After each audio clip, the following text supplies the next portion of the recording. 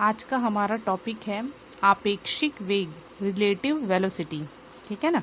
आपेक्षिक मतलब किसी के सापेक्ष हमको देखना है। तो मैं इस पेन की बात करूं तो यदि मैं पूछूं कि ये पेन कौन सी अवस्था में है, स्थिर अवस्था में है कि गति अवस्था में है, तो हम सभी कहेंगे इसको देखकर कि ये कौन सी अवस्था में है, स्थिर अवस्था में है। इस कॉपी की बात करूं, ठीक है ना, इस कॉपी की बात करूं तो क्या कहेंगे, ये कौन सी अवस्था में है, स्थिर अवस्था में है। परंतु मैं इसको कहूँगी कि ये कौन सी अवस्था में है, कॉपी गति अवस्था में।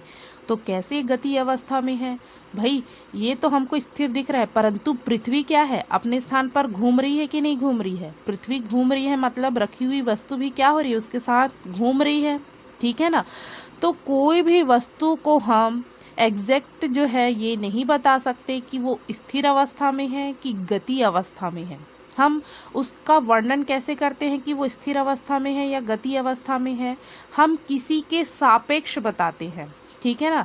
हम यहाँ खड़े हैं, ठीक है, तो हम इसको स्थिर अवस्था में बोल रहे हैं क्योंकि हम अपने सापेक्ष बता रहे हैं उसको कि स्थिर अवस्था में है। ठीक है ना।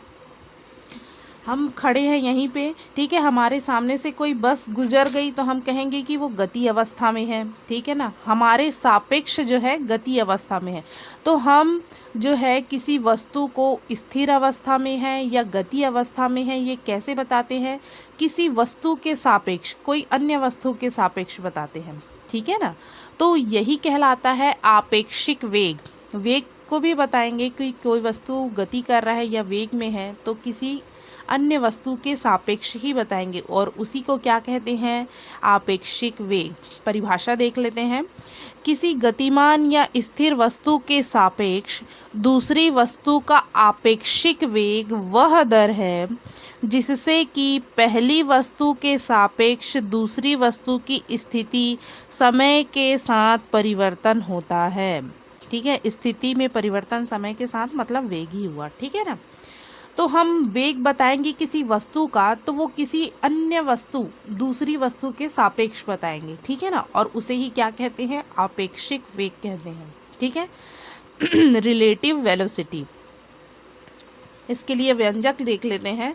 माना कि ए तथा बी दो वस्तुएं एक विमीय गति कर रही है। ठीक है ना। उनके वेग क्रमशः ए के लिए वेग v1 तथा बी के लिए वेग v2 है। यदि समय t इज इक्वल टू 0 पर, ठीक है ना, समय t इज इक्वल टू 0 पर उनके स्थिति निर्देशांक, स्थिति जब भी आएगा तो x के टर्म में उसको जो है डिफाइन करेंगे। x1 ऑफ 0 है ए के लिए तथा बी के लिए क्या है, x2 ऑफ 0 है स्थिति। ठीक है। तथा समय t is equal to t पर या t पर बोल सकते हैं, स्थिति निर्देशांक x1 ऑफ t a के लिए और x2 ऑफ t b के लिए है। ठीक है ना। वेग v1 और v2 और स्थिति निर्देशांक जब t इज इक्वल टू 0 है तो x1 ऑफ 0, x2 ऑफ 0 और t is equal to t है तो x1 ऑफ t और x2 ऑफ t। तो ये समीकरण हम लोगों ने गति का देखा था। x ऑफ t स्थिति बताने के लिए t समय पश्चात, x ऑफ t बराबर x of 0 plus we T. ठीक है।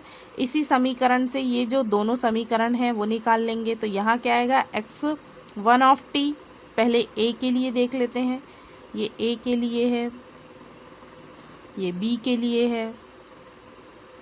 ठीक है ना। तो a के लिए क्या होगा, x1 ऑफ t बराबर x1 ऑफ 0 प्लस v1t। ठीक है। b के लिए क्या होगा, x2 ऑफ t बराबर x2 ऑफ 0 प्लस v2t। ठीक है। समीकरण 1 और 2 नाम दे दिए, दोनों को घटा दिए तो क्या आएगा, x2 of t minus x1 of t बराबर, दो में से एक को घटाए ना, तो x2 of 0 minus x1 of 0 plus v2 of t minus v1 of t। ठीक है। दोनों में से t कॉमन निकाल सकते हैं तो एज इट इज़, बाकी एज इट इज़ है, इसमें जो है t कॉमन निकाल के लिख दिए, ये नाम दे दिए इसको समीकरण नंबर 3। ठीक है ना। अब हम जानते हैं कि x2 ऑफ t और x1 ऑफ t क्या दर्शा रहा है, तो देखते हैं क्या दर्शा रहा है। तो समय t पर a के सापेक्ष b की आपेक्षिक स्थिति को प्रदर्शित कर रहा है। किसके सापेक्ष, समय t पर ए के सापेक्ष बी की स्थिति को प्रदर्शित कर रहा है। एक्स के टर्म में है मतलब स्थिति को प्रदर्शित कर रहा है, ठीक है ना। अब x2 ऑफ 0 और x1 ऑफ 0 किसको प्रदर्शित कर रहा है देखते हैं। तो समय t इज इक्वल टू 0 पर ए के सापेक्ष बी की आपेक्षिक स्थिति को प्रदर्शित कर रहा है। ये समय t पर प्रदर्शित कर रहा है आपेक्षिक स्थिति को, और ये समय t इज इक्वल टू 0 पर ए के सापेक्ष बी की आपेक्षिक स्थिति को प्रदर्शित कर रहा है, ठीक है ना। अब समीकरण 3 से यहाँ से मान निकाल लेंगे किसका, v2 माइनस वी1 का, किसका v2 माइनस वी1। तो ये क्या हो जाएगा, ये इतना x2 of t minus x1 of t minus x2 of 0 minus x1 of 0, ये इधर पक्षांतर हो जाएगा, ये पूरी क्वांटिटी, ठीक है ना। और ये इधर गुणा में है तो नीचे आके क्या हो जाएगा, भाग में। तो v2 माइनस वी1 का मान हम लोगों ने निकाल लिया। अब x2 of t minus x1 of t का लिखते हैं क्या होता है। तो समय t पर a के सापेक्ष b की स्थिति, और x2 of 0 minus x1 of 0 क्या होता है, समय t पर a के सापेक्ष b की स्थिति होता है, ठीक है ना। t पर a के सापेक्ष b की स्थिति, समय t इज इक्वल टू 0 पर a के सापेक्ष b की स्थिति, मतलब स्थिति में क्या लिख सकते हैं इसको, परिवर्तन, माइनस में है तो, ठीक है ना। तो हमने यहाँ लिख दिया कि a के सापेक्ष b की स्थिति में परिवर्तन, ठीक है, क्या लिख दिया, a के सापेक्ष b की स्थिति में परिवर्तन बटे समय अंतराल t लिख दिए, ठीक है। अब हम जानते हैं वेग v बराबर होता है स्थिति में परिवर्तन, ठीक है ना, dx या del x upon del t होता है ना, स्थिति में परिवर्तन बटे समय अंतराल। तो क्या मैं यहाँ a के सापेक्ष b की स्थिति में परिवर्तन बटे समय को क्या लिख सकती हूँ, a के सापेक्ष b का आपेक्षिक वेग, क्या आ गया शब्द यहाँ, a के सापेक्ष b का आपेक्षिक वेग, ये वेग में बदल जाएगा, स्थिति में परिवर्तन बटे समय, ठीक है, उसको क्या लिख सकते हैं, वेग। तो v2 माइनस वी1 क्या दर्शा रहा है, तो v2 माइनस वी1 दर्शा रहा है a के सापेक्ष b का आपेक्षिक वेग, ठीक है। b का आपेक्षिक वेग को कैसे दर्शाएंगे, v2 माइनस वी1। तो हमारे पास सूत्र आ गया भाई, a के सापेक्ष b का आपेक्षिक वेग, तो v2 माइनस वी1 कर देंगे, b के सापेक्ष a का आपेक्षिक वेग निकालेंगे तो v1 माइनस वी2 कर देंगे, ठीक है। कुछ केसेस देख लेते हैं जब v2 माइनस वी1 0 आ जाए, या कह सकते हैं कि v2 पक्षांतर करो v2 बराबर v1, यदि दोनों के वेग बराबर हैं तब क्या मिलेगा हमको, कैसा ग्राफ मिलेगा स्थिति और समय के बीच, ठीक है। ये देखो, ये 1 सेकेंड, 2 सेकेंड, 3 सेकेंड और 4 सेकेंड, ठीक है ना। ये जो है 2 मीटर, 3 मीटर, 4 मीटर, 5 मीटर दूरी तय कर रहा है, ये 3 मीटर, 4 मीटर, 5 मीटर, 6 मीटर दूरी तय कर रहा है, ठीक है ना। तो हम देख रहे हैं कि समान समय अंतराल में a जो है समान दूरी तय कर रहा है, b भी समान समय अंतराल में समान दूरी तय कर रहा है मतलब हम कह सकते हैं उनके बीच की दूरी नियत है, ठीक है। कोई वस्तु जो है इस प्रकार से चल रही है, दोनों समान वेग से चल रहे हैं, ठीक है ना, तो वो उनके बीच की दूरी क्या रहेगी जी, नियत रहेगी। एक वस्तु इस दिशा में चल रही है, मान लो ये वस्तु इस प्रकार से आ रही है, ठीक है ना, ये वस्तु A है, ये B है, ठीक है, समान वेग से चल रही है इस प्रकार से, तो दोनों के बीच की दूरी क्या रहेगी, ये नियत रहेगी, ठीक है ना। अतः दोनों वस्तु एक दूसरे को कभी नहीं काटती, मतलब एक दूसरे से वो इस प्रकार से एक दूसरे से दूर दूर चल रहे हैं, ठीक है ना। तो दोनों एक समान समय अंतराल में समान चल रहे हैं, ठीक है ना। तो हम कह सकते हैं, इससे समझते हैं, ये देखिए समान समय अंतराल में समान दूरी तय कर रही है, तो इस प्रकार से ये एक दूसरे को कभी नहीं काटेगी, ठीक है, दोनों के वेग समान ही बना हुआ है, ठीक है, इसलिए।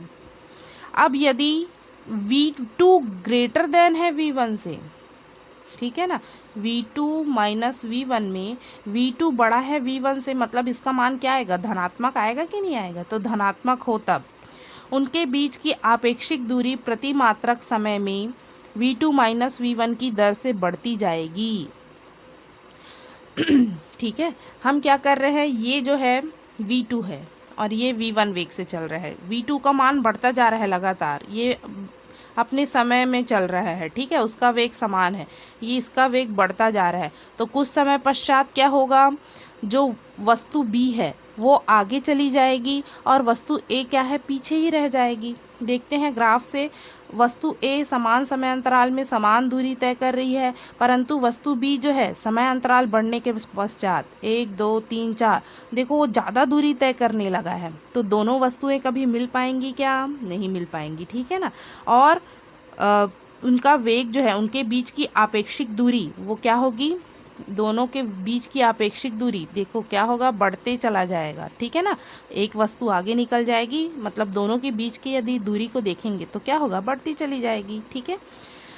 यदि v2 is less than v1 है, या कह सकते हैं v2 माइनस v1 क्या हो, ऋणात्मक, इसका मान छोटा है तो ऋणात्मक वैल्यू आएगा कि नहीं आएगा, आएगा भाई। तो उनके बीच की आपेक्षिक दूरी प्रति मात्रक समय में v2 माइनस v1 की दर से कम होती जाएगी, ठीक है ना। इस स्थिति में वस्तु जो है एक दूसरे से मिलेंगे। देखो ये b है वस्तु, ये है a, ठीक है, दोनों इस प्रकार से चल रहे हैं, ये अपने एक समान वेग से चल रहे हैं, परंतु b जो है, ये b, इसका वेग धीरे धीरे कम होते जा रहा है। तो कुछ समय पश्चात क्या होगा, ये a वस्तु आगे निकल जाएगा और b क्या है, पीछे रह जाएगी, ठीक है ना। तो देखिए b का वेग जो है धीरे धीरे कम होता जा रहा है, परंतु a का वेग जो है बढ़ता ही चला जा रहा है। वेग नहीं कह सकते, स्थिति। ये देखो समान समय अंतराल में समान दूरी तय कर रही है, परंतु वस्तु b जो है समान समय अंतराल में, देखो 1 सेकेंड 2 सेकेंड 3 सेकेंड में पहले 5 मीटर तय कर रही थी, फिर 3, फिर 2, फिर 1, ठीक है ना। तो इस प्रकार उसका वेग क्या होगा, घटता चला जाएगा। तो कुछ समय पश्चात वे जो है वस्तु एक दूसरे से मिलेंगे, ठीक है ना। तो इस प्रकार से ये जो क्या कहलाता है, आपेक्षिक वेग। एक स्थिति और है, यदि दोनों चिन्ह विपरीत के हों, यदि दोनों के विपरीत चिन्ह हों, ठीक है ना। समझते हैं इसको। यदि आपेक्षिक वेग v2 माइनस v1 का परिमाण प्रत्येक वेग v1 व v2 के अलग अलग परिमाण से अधिक होता है, ठीक है ना। इस स्थिति में क्या होगा, आपेक्षिक वेग का जो परिमाण है वो अलग अलग वेग के परिमाण के अधिक होगा। कैसे, मेरे पास एक वेग है v2, वो किस में है, धनात्मक है, माइनस v1 होता है, यही होता है आपेक्षिक वेग का सूत्र, पर हमने क्या लिया है, दोनों के चिन्ह विपरीत हों। तो v2 जो है पॉजिटिव है तो v1 क्या होना चाहिए, नेगेटिव होना चाहिए, तो नेगेटिव ले ली मैं यहाँ पर। तो माइनस माइनस क्या हो गया, जी प्लस हो गया। मान लो v1 का परिमाण है 2 मीटर पर सेकेंड और v2 का परिमाण है 3 मीटर पर सेकेंड, तो आपेक्षिक वेग का परिमाण कितना आएगा, 3 2 5 मीटर पर सेकेंड। तो दोनों के परिमाण से अधिक है कि नहीं अधिक है, ठीक है, वही लिखा हुआ है। तब आपेक्षिक वेग v2 माइनस v1 का परिमाण प्रत्येक वेग v1 व v2 के अलग अलग परिमाण से अधिक होता है, ठीक है, दोनों के अलग अलग परिमाण से अधिक है ये, ठीक है। अब यदि v1 को मैं धनात्मक ले ली तो v2 को ऋणात्मक लेना पड़ेगा, और बीच में माइनस का चिन्ह होता है, तो यहाँ भी देखो v1 प्लस v2 ही आएगा, तो अधिक आएगा कि नहीं आएगा, आएगा भाई। दोनों के चिन्ह विपरीत हो, मतलब एक इस दिशा में चल रहा है तो दूसरा विपरीत दिशा में चलना चाहिए, ठीक है। यदि आप एक ट्रेन में बैठे हो, वो इस दिशा में जा रही है, दूसरी ट्रेन विपरीत दिशा में जा रही है, तो उसका वेग हमको अधिक प्रतीत होता है, ठीक है ना। और ये किसके कारण है, आपेक्षिक वेग के कारण। देख सकते हैं, यदि हम इधर चल रहे हैं 2 मीटर पर सेकेंड से, इधर आ रहा है 3 मीटर पर सेकेंड से, तो हमको क्या प्रतीत होगा, वो कैसे चल रहा है, 5 मीटर पर सेकेंड के वेग से चल रहा है, ऐसा प्रतीत होगा, ठीक है ना। तो यदि दोनों के चिन्ह विपरीत हों, विपरीत दिशा में चल रहे हों तो, ठीक है, तो ये कहलाता है आपेक्षिक